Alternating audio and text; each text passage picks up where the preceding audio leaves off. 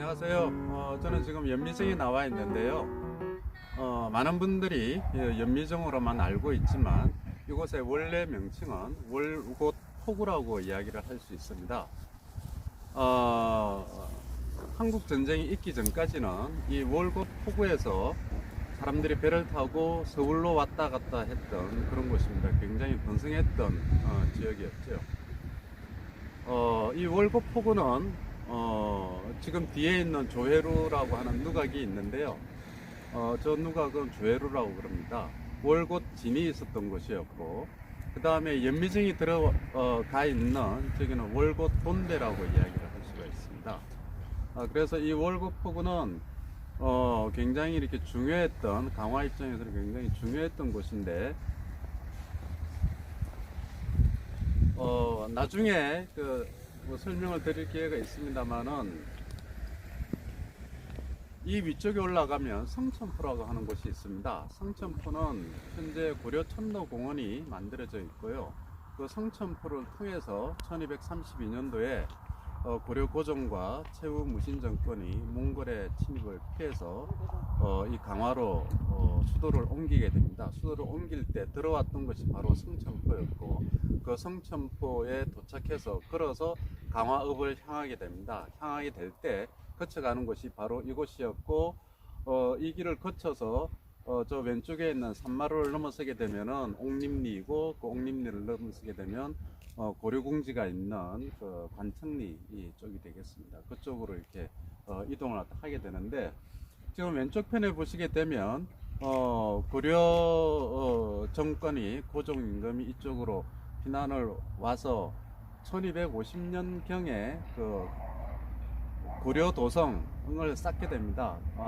역사에서는 뭐 강화 중성이라고 하기도 하고 강화 예성이라고 하기도 하는데, 성을 쌓게 되는데 바로 그 성을 쌓게 되어진 이 마지막 구간이 어디였는가 하면 저쪽 산 덩성이를 따라서 고려궁지 뒤로 해서 이렇게 흘러가게 되는 그 약 한 11.8km에 해당하는 강화 중성을 갖다 쌓게 됩니다. 통상적으로 그 강화 중성을 우리는 고려 도성이라고 이야기를 하고 있고요.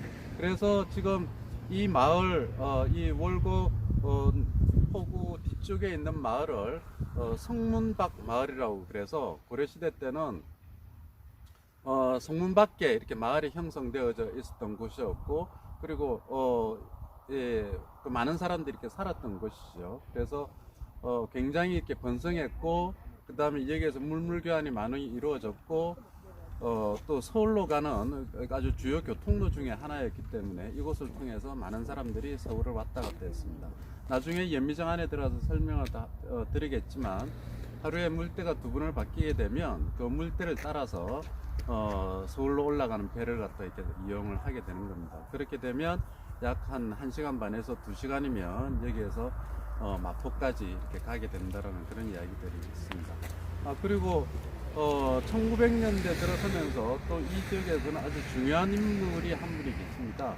어떤 분인가 하면은 송암유경건이라고 하는 분인데, 이분이 왜 중요한가 하면은 강화의 그 독립운동을 하는 데에서 굉장히 이렇게 주축의 역할을 하셨던 분입니다. 그분은 1904년도에 강화 역사를 아시는 분들은 뭐 익히 들어보셨겠지만, 초대 우리나라 대한민국 임시정부가 수립되어질 때 초대 국무총리를 하셨던 분이 성제 이동이라고 하시는 분인데, 이 성제 이동이라고 하는 분이 1903년도에 강화 진위대장으로 26살의 나이에 강화 진위대장으로 부임을 하시게 됩니다. 그래서 이분이 강화 진위대장으로 부임을 하시고 난 다음에 하셨던 일 중에 하나가 학교를, 근대식 학교를 갖다 세우는 일들을 갖다 꽤 많이 하셨는데, 그분이 세웠던 학교가 보창학교라고 하는 분들인데요. 이 보창학교의 전신이 뭐였는가 하면, 그분이 강화 진위대장으로 이렇게 파견이 부임을 해 오셔가지고 군인 자녀들을 가르치기 위해서 군부대 내에 대중학교라고 하는 것을 세우게 되는데요. 그분은 대중학교라고 하는 것을 세우게 되고, 그 다음에 여기 계셨던 이 월곶 포구에 살고 계셨던 송암유경건이라고 하는 분은 지금 저쪽에 그 앞에 맞은편을 보시게 되면 완성기업 연미정 민박이라고 하는 표시가 있는데요. 그 뒤에 이게 느티나무가 이렇게 한 세 그루 정도 보이게 됩니다. 저쪽에다가 광창학교라고 하는 것을 갖다 세우게 되죠. 그래서 광창학교라고 하는 근대식 학교를 갖다 세워서 이분의 유경건 선생이 세웠던 광창학교와 그 다음에 이동희 선생이 세웠던 대중학교를 합쳐서 고창학교라고 하는 것을 만들게 됩니다.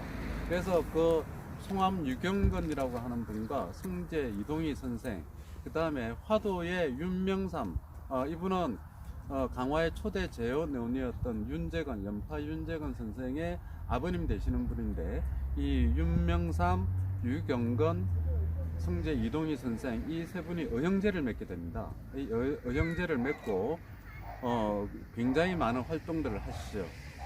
그리고 1910년 이제 한일합방이 되고 난 다음에 이동희 선생은 이제 만주로 독립운동, 무장 독립운동을 하기 위해서 만주로 떠나게 되고, 유경건 선생은 여기에서 사시다가 서울로 가게 됩니다.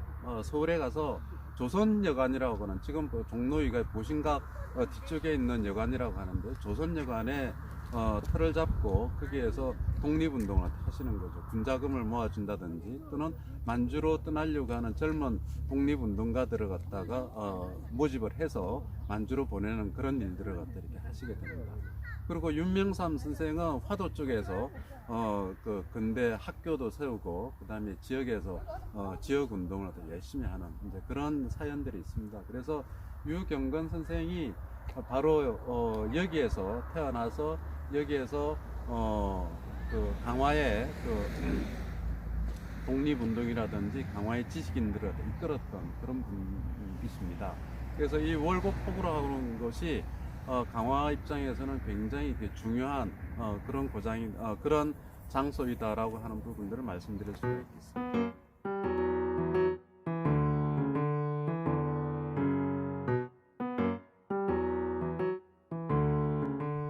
여기는 연미정 월곶돈대 안에 있는 연미정입니다.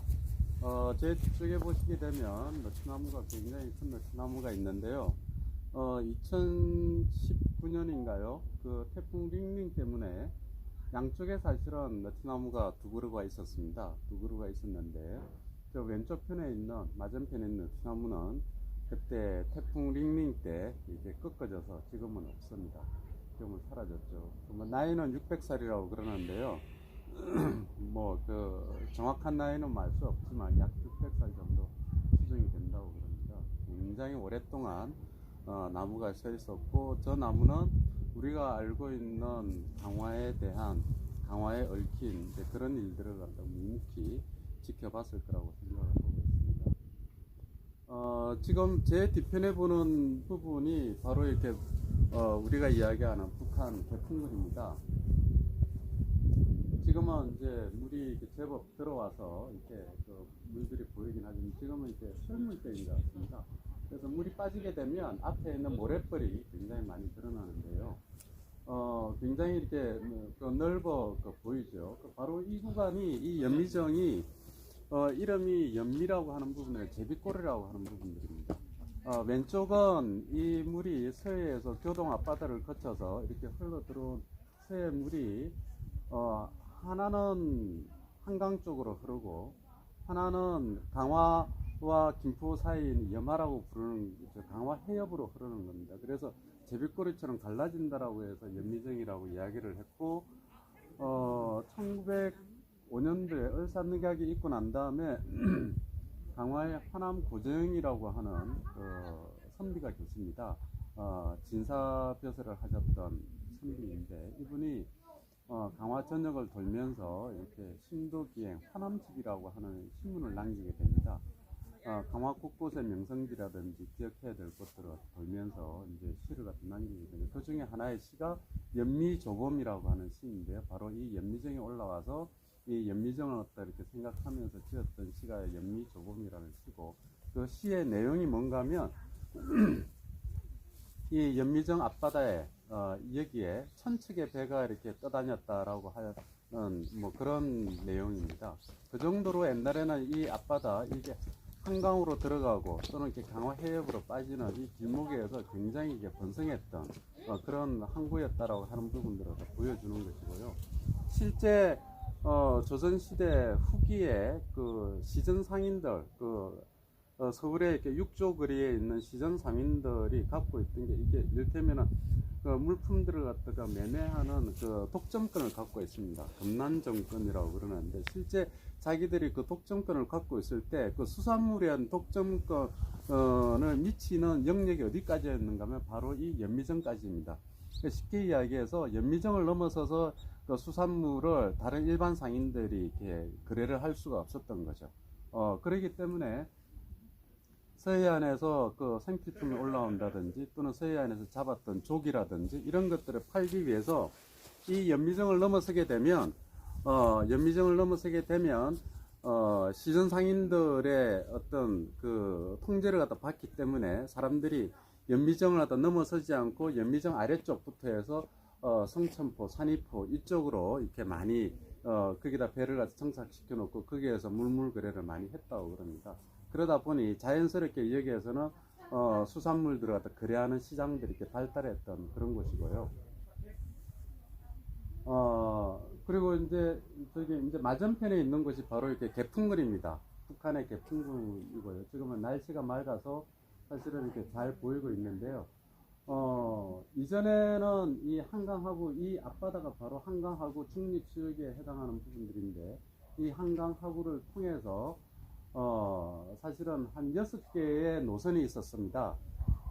교동에서 출발을 해서 연배, 그 다음에 그 강화, 그 다음에 개풍, 뭐 이렇게 김포 이렇게 거쳐서 가는 그래서 마포로 가거나 서울로 가는 그런 백길이 있었고 또는 인천으로 가는 백길이 있었고 그게 이제 그 통로가 한 6개 정도가 되어져 있었고 이게 1970년대까지 그 주한미 8군, 주한미군의 군사작전 지도에 의하면 포구가 배가 다녔던 왔다 갔다 했던 그런 포구가 표시가 되어져 있었는데 1970년대 후반에 들어서게 되면 그 포구가 없어집니다. 이 이야기는 뭔가 하면 실질적으로 그 포구의 기능들이 1970년대 후반까지는 물론 사용은 하지 않았습니다만은 포구의 기능들이 그나마 이렇게 조금씩 남아 있었다라고 우리는 짐작을 할 수가 있는 거고 우리나라에서 철조망이 이제 쳐지게 되는 것이 1967년 이후에 이제 철조망이 쳐지게 되는데요. 철책선에 소위 말해서 그전에는 일종의 경계용 원형 철조망이었다가 60년대 중반 이후에 그 일종의 이제 저기 뭡니까 이렇게 기둥을 세우고 철조망을 치고 그 위에 다시 원형 철조망을 두르는 지금과 같은 철책선이 쳐지게 된 것이 60년대 중반 이후입니다. 그러면서 이제 사람들이 이제 이 한강하구에는 접근을 못하게 되는 것이죠. 들어갈 수가 없는 것이죠. 이런 부분들이 있고요. 그래서 그전에는 정말 이렇게 우리가 앞에 보이는 이 바다 한강하구가 굉장히 이렇게 많은 배들이 왔다 갔다 했던 그런 곳이라고 할 수가 있습니다. 현재 한강하구 중립지역은 정전협정 1953년 7월 27일 날 정전협정을 맺게 되는데 정전협정 1조 5항에 의하면 군인들은 들어갈 수가 없고요. 다만 민간 선박에 한해서는 쌍방 육지로부터 100m 이내에는 자유롭게 항해할 수 있다라고 되어져 있습니다.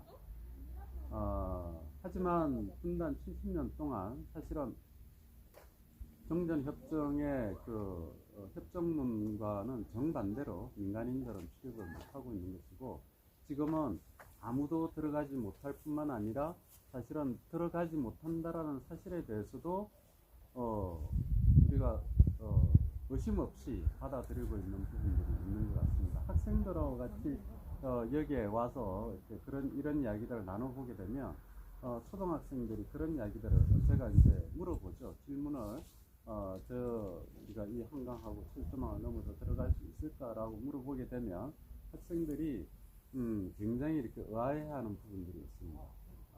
그만큼 굉장히 철조망이 쳐져 있고 우리 땅임에도 불구하고 우리가 들어가지 못한다라는 사실을 의심하기보다는 그냥 상식으로 받아들이고 있는 부분입니다.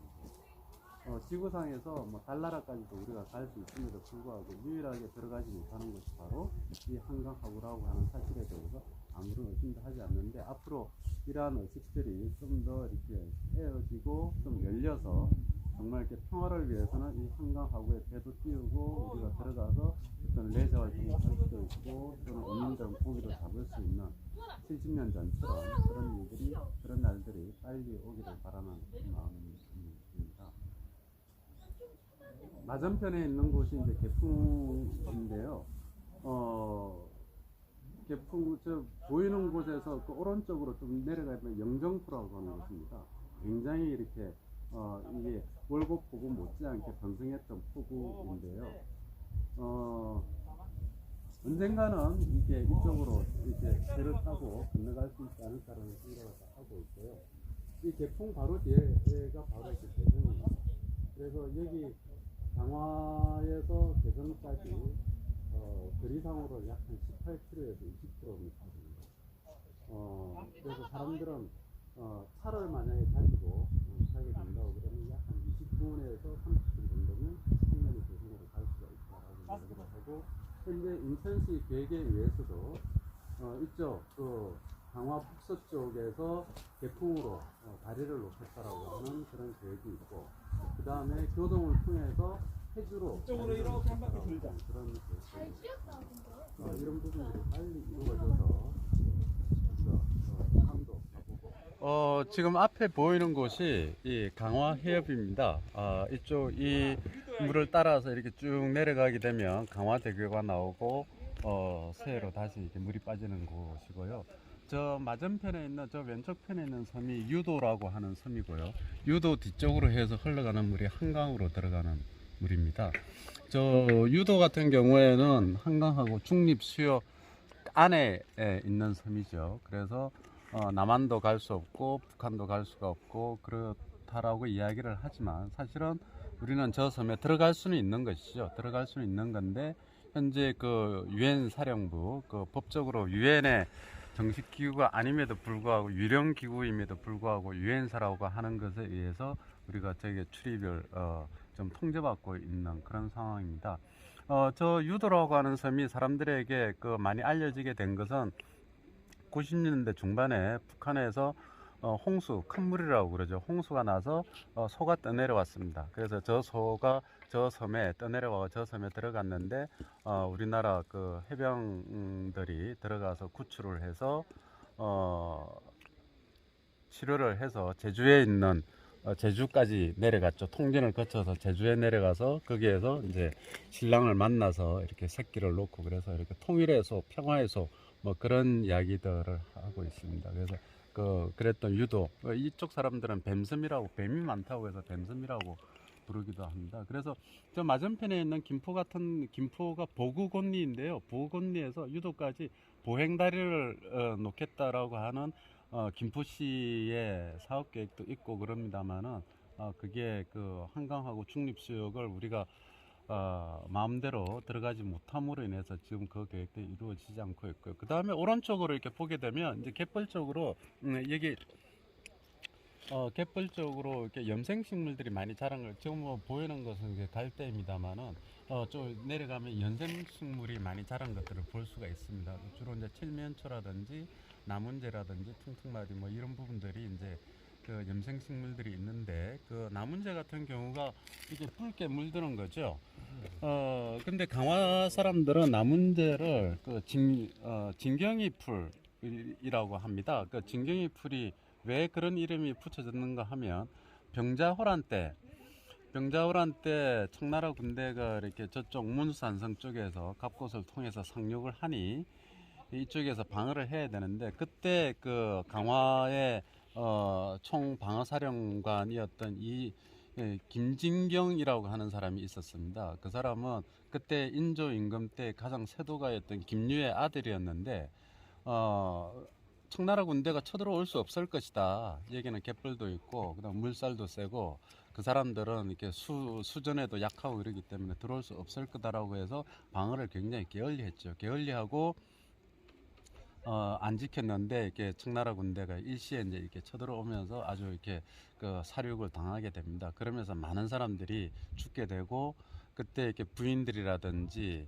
이런 분들이 이제 그 스스로 바다에 몸을 갖다 빠뜨려서 죽게 되는데 그러면서 그 피가 붉게 물드는 그래서 이렇게 이 갯불을 갖다 나문제처럼 붉게 물들었다라고 해서 그 나문제를 어 김진경 때문에 우리가 이런 고초를 당했다, 이런 억울한 희생을 당했다라고 해서 진경이 풀이라고 하는 아주 모욕적인 그런 말들을 갖다 이름을 갖다 붙여주었죠. 바로 뭐 병자호란 전에 있었던 정묘호란 때는 바로 이 장소가 그때는 청나라가 아니었죠. 후금과 함께 그 강화 조약을 맺었던 그런 곳입니다. 이 연미정이 바로 그래서 이 연미정이 이 강화의 어떤 역사 어떻게 보면은 고통스러웠고 또는 이렇게 우리에게는 굴욕적이었던 그러면서도 한편으로는 앞으로 이렇게 그 정말 이렇게 남한과 북한이 서로 화해와 협력을 통해서 서로 이렇게 왕래가 잦아지게 되면 큰 역할을 갖다 할 수 있는 곳이 바로 여기 연미정이라고 할 수가 있겠습니다.